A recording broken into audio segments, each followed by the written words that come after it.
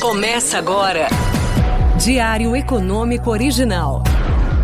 Uma parceria entre o Banco Original e o Canal Rural, com uma análise das principais informações que impactam os mercados, a economia global e do Brasil. Apresentação Marco Caruso.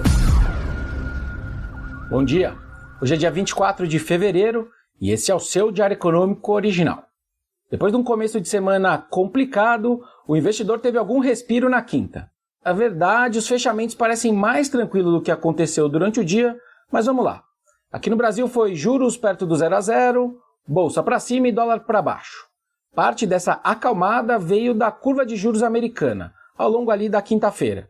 Os dados americanos não ajudam muito a explicar o movimento, porque o PIB veio mais fraco, mas a inflação do consumidor e os baixos pedidos de seguro-desemprego continuam contando uma história complicada para o Fed, digamos assim. Mas é a primeira vez desde o dia 9 de fevereiro que o juro de 10 anos americano, das Treasuries, fecha abaixo de um canal bem claro de alta que a gente viu nesse período. Nada muito relevante ainda, mas enfim, tá lá. No caso das bolsas americanas, ajudou o resultado da fabricante de chips Nvidia, que subiu 14% depois dos seus resultados do quarto trimestre, acima das expectativas dos analistas. Fora isso, ela também entrou nessa onda de inteligência artificial e prevê um boom na demanda por chips para data centers. As commodities de energia também subiram, mas não sei se dá para dizer que foi em cima desse apetite a risco global que eu estou dizendo.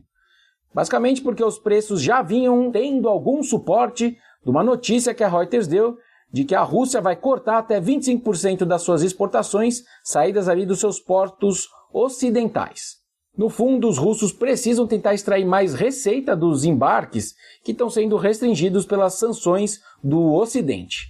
A alta de 2% do petróleo veio mesmo com um aumento expressivo nos estoques de petróleo bruto lá dos Estados Unidos, que subiram mais de 10 milhões de barris na semana passada, segundo a American Petroleum Industry.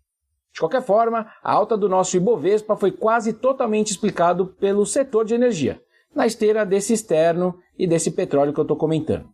Bom, o carnaval acabou, mas o nosso samba de uma nota só fiscal, não.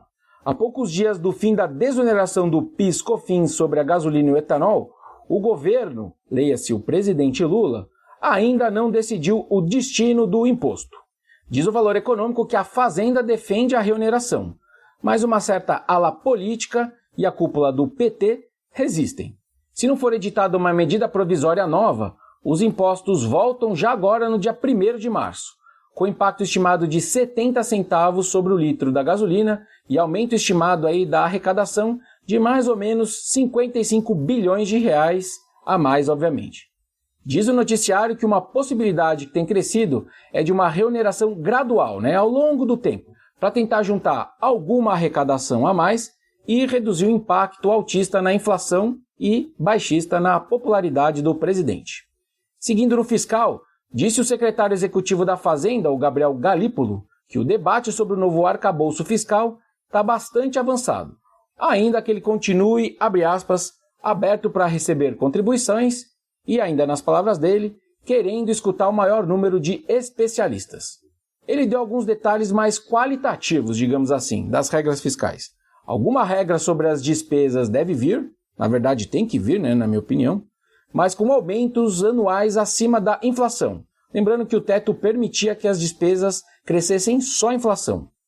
Alguma gestão sobre o que isso representaria para o caminho da dívida federal também deve constar nas regras, que devem ser apresentadas mês que vem, segundo o próprio Haddad já antecipou.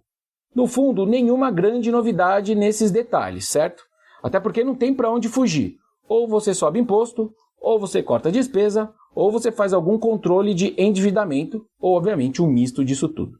No fim, então, vai importar entender os detalhes, os gatilhos, as premissas e o que legalmente vai ditar todas essas regras, o que o pessoal chama de enforcement legal das regras fiscais.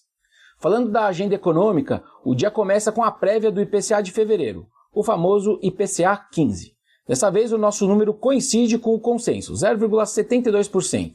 A grande dúvida é o tamanho da alta nos preços dos serviços, que sazonalmente sobem nesse período, mas tem risco de ser acima do que a gente viu no mesmo período do ano passado, especialmente ali na linha de educação. E nos Estados Unidos, às 10h30, tem mais uma rodada de números de inflação, renda e consumo das famílias, todos referentes a janeiro. A expectativa é de uma reaceleração nas medidas mensais, na toada dos últimos dados econômicos que têm mostrado resistência da inflação e da atividade em CD. Bom dia, bons negócios e sorte sempre! Você ouviu Diário Econômico Original, uma parceria entre o Banco Original e o Canal Rural, com uma análise das principais informações que impactam os mercados, a economia global e do Brasil. De segunda a sexta, às 6 da manhã, no Spotify e YouTube.